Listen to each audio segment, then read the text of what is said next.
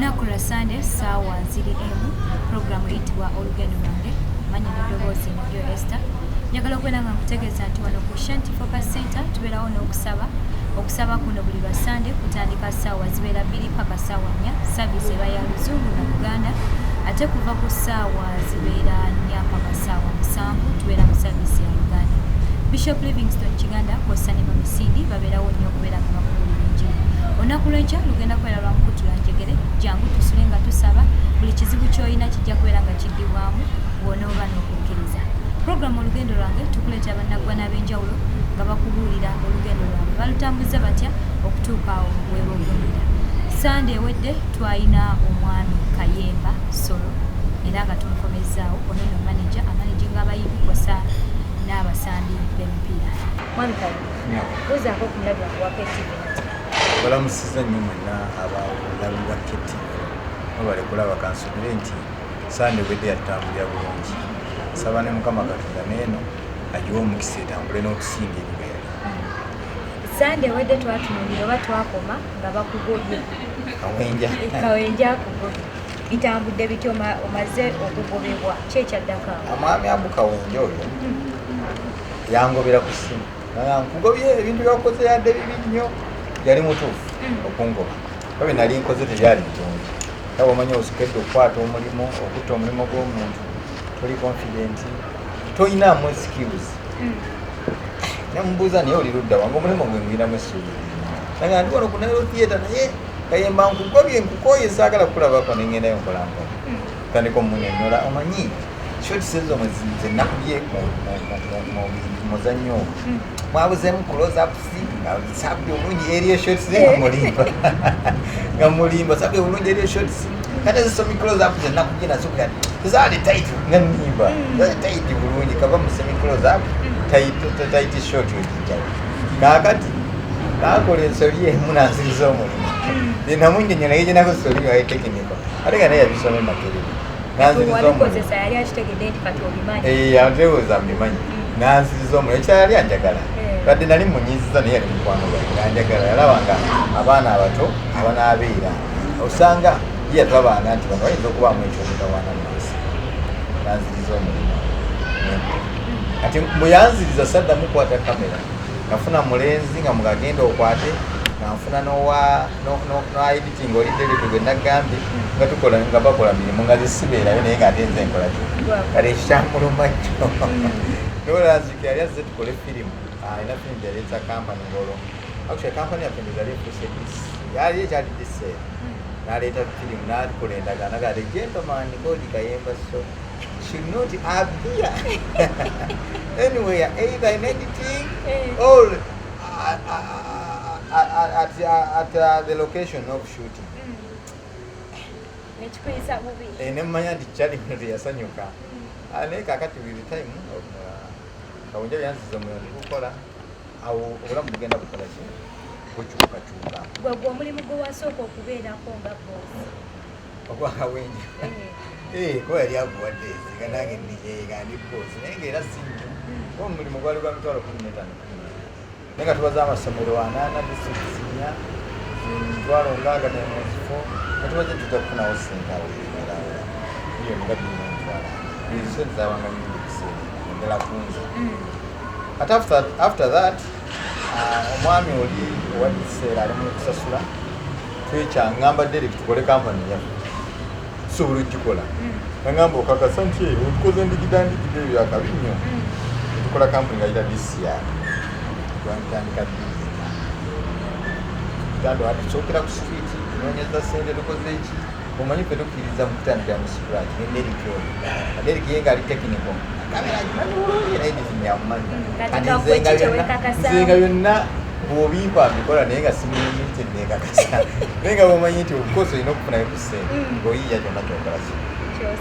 tukozaawo tulina ennyumba zetwakola twafuna akasente akapangisa wetwatandikira twatandika kusandisa ekyawo opposite wali omuganda nga mutaisiken nga saloon opposite naye wetwatandikawo mala rose mulokole naye yatukusabule nti tandika okukola kati okugokwali okulabisibwako mwatandika na sente emitwalo twatandika n'emitwalo 4 nga kwekuli eza rent ezo twasasula rent kompyuta ntugenda ntuwewola waliwo Gayi Derek Gayi oyo oba akyaliyo Gayi yalingako gwakufido awo nga tujjayo kamera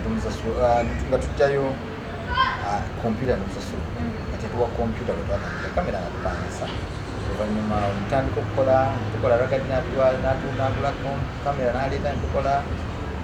Samakolo oluvannyuma natuweiye kuba yakolako suubi ya vidiyo netakola bulungi natuwa kamera netukolawo awo newabaawo omuwala manye dda bwetwakolanga vidiyo twatekanga enamba zaffe ku screens kati nga vidiyo bwetambula enamba zaffe zibanga newabaawo omuwala eyakuba ndi muyimbi na muganda wange tusobola okuyimba kiriki njagala twagala mutufunire ebbandi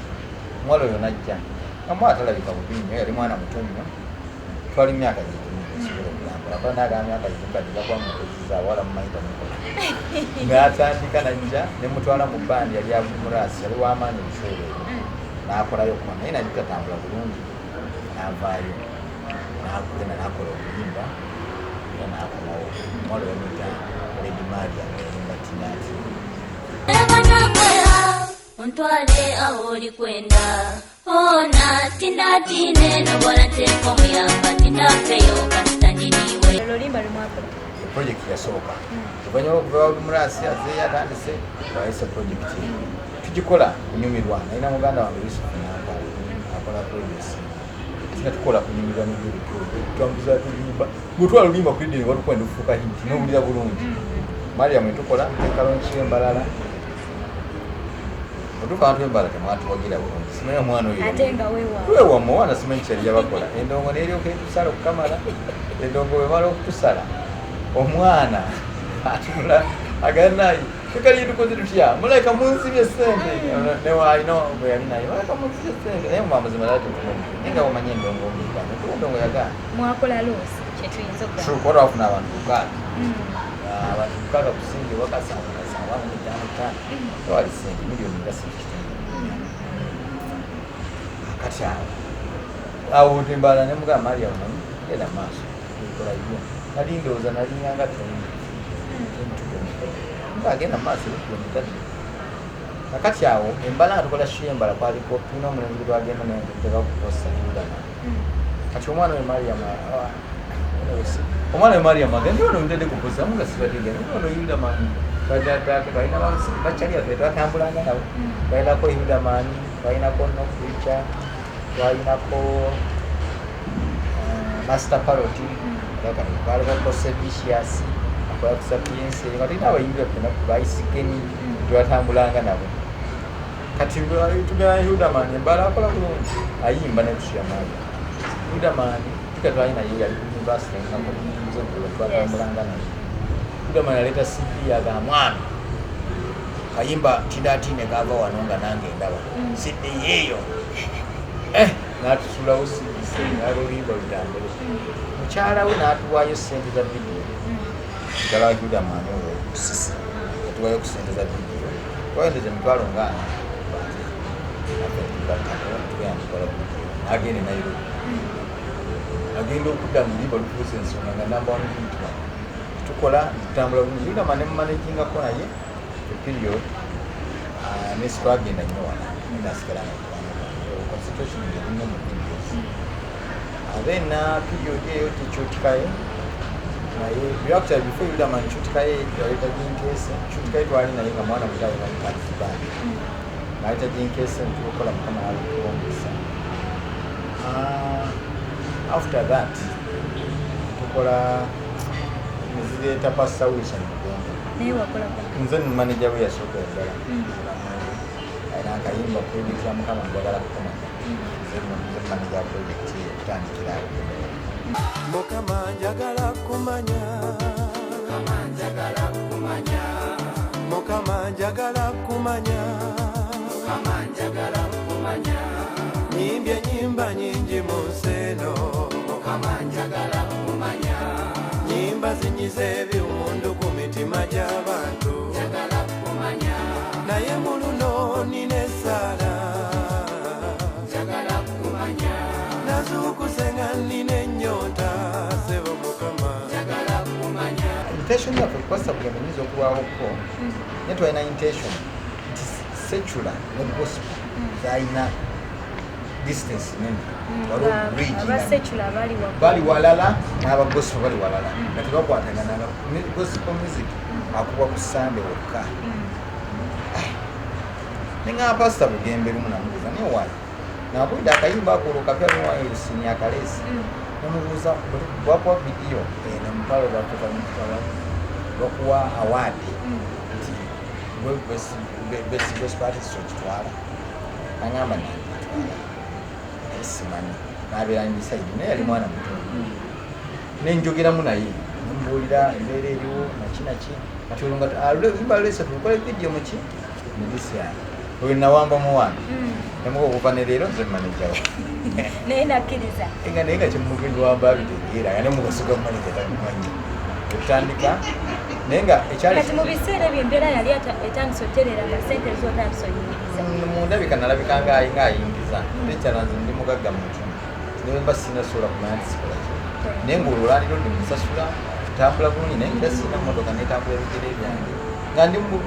omulenzi apromisi kati awo pasita netutuuka ku kintu ekyo nagamba naye abasumba ngabakambu eyo bagamba omuntu watandika okubeera n'abayimbi bakuyimbira musetula kolaki abagenda kwonoonera nemugamba baleka lwa bakitegezaako ne bonooneka olina kuba gwe kikyusa yampuliza kuba namugamba lwawo gwesimugane kati bwotabegguka nokagenda babagenda okusitula olaba gwesimugane wali kikola batya kulanga twakolako maweeka nga mulimu abayimbi basetula bamisankigefe utaya amayinja banebitama bamoti nga tugezaako blendinga tujjawo kiri nti omuyimbi wa gospel awa gospel yekka bana abatali balokole tolina nababuuza ate bwoba oyigenda olina kuyiga zitannabakusembera naye kati buli obuulira abalokole bali mu kyaki olidde yesu bamumanyi nefe yesu tetumukolaki tumutegeera tumuwulira actually mumanyi naye kati njogera abantu abalala kakati mwami Kayimba gwenga managing abayimbi ki kati bosembeza aba gospel oleseeko pastor Bugembe managing abalala ndimu pastor Bugembe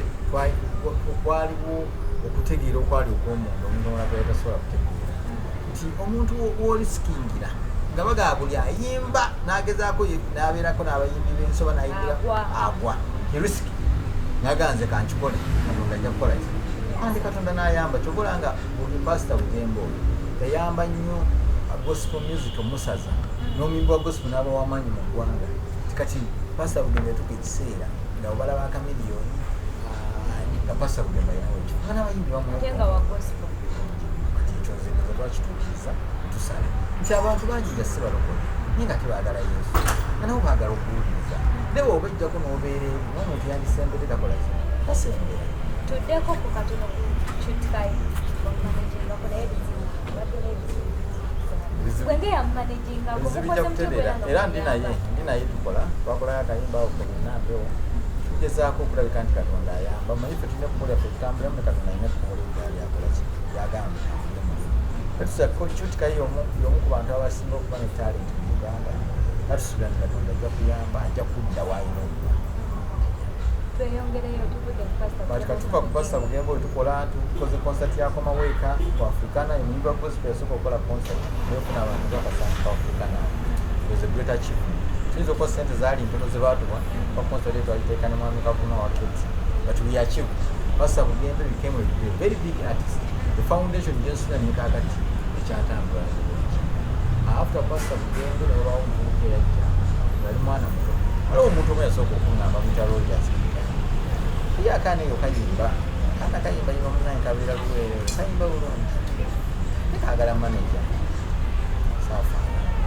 newabawo omulala mu biru omuzimu bbiri waliwo omwana munange ayagala manajinge nenga naye abaana amanyi okuyimba olugezigezi olwo nakuba n'abayimbi kati omwana netukola naye appointment kumala 10 days sigituukiriza naye ngaomwana ali consistent tugenda waliwo ekifo kita Eden yabwayise waggulu omusinga omwana oyo David omwana oyo tutandika mumbeera actually kumutandikira professional watandikira ku debut professional in signing a contract natukula kama atukulesinga kayimba kya period ya kapapala bakapapala Yesu ayi mukama ate ngumba zange zokale ze manager we yasoka mbulani mukama atukulesinga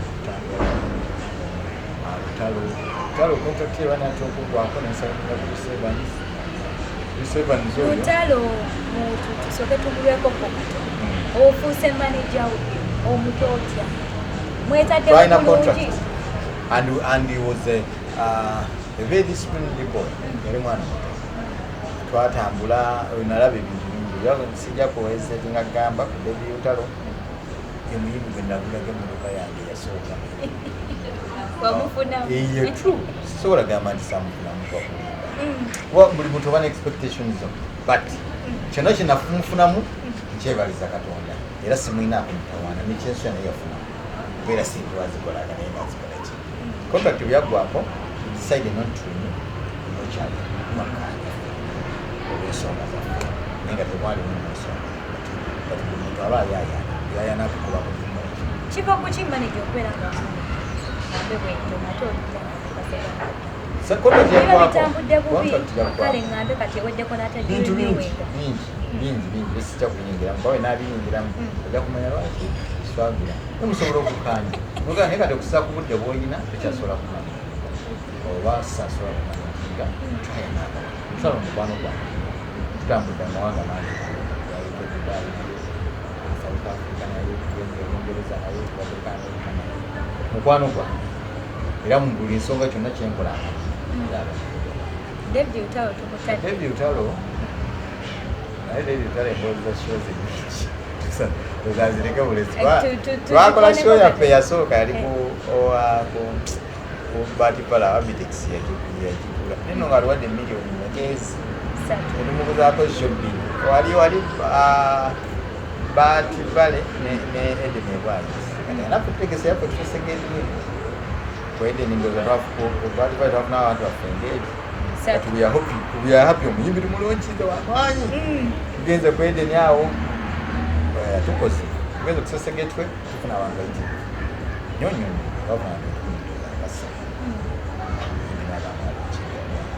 tugaye twakola nnyo nnyo nga tuyinza okulundaku abantu bamirundi mirundi tumu twali Masaka eyo nga tulina okukola bayitayo Bulenge kole nekyala ebukoto Kiwangala wabawo omusajja nga nesijja kusobola kukolera nagamba amujeze Lutalo nayimba sawa 3 nagenda omunamala eyo ngaakumamuzi newansanasanga ku musamba wetaba mukasa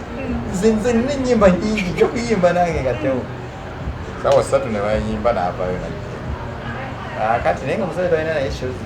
eyo nenkeera kati omusajja tuddayo enkeera atubiraga bannanga abantu bamuboke yalina oluyimba nga bayita omusezi nayimbye omusezi nenyimba omusezi abantu baganya okukiriza omusezi abantu ganga atwagala Lutalo ngamba ngoleetera ninza nnyo omusezi agezaako basika eriyo ng'enjogera munenza nnyo omusezi kale ebigambo ebyo byatusesa nnyo yali yenkakaza nnyo wange omwami oyo nga yamanyi omusezi wamu nenza nnyo omusezi abantu baganya omusezi kati abantu nebeekyanga kati ekintu ekyo kyansesa nnyo lwatwaliko ebisogero oba omusajja mugasa ekyoya ng'ategeka shozi naye twakolanga ne Diamond katoli bwamu kati sekyoya emu nga tabiteeka tuuka wange nga talina bantu oba sekyoya kalugende sekyo n'atukwasa ennaku najja akasigala kenaga musajja mulagenda omwenda z'omutima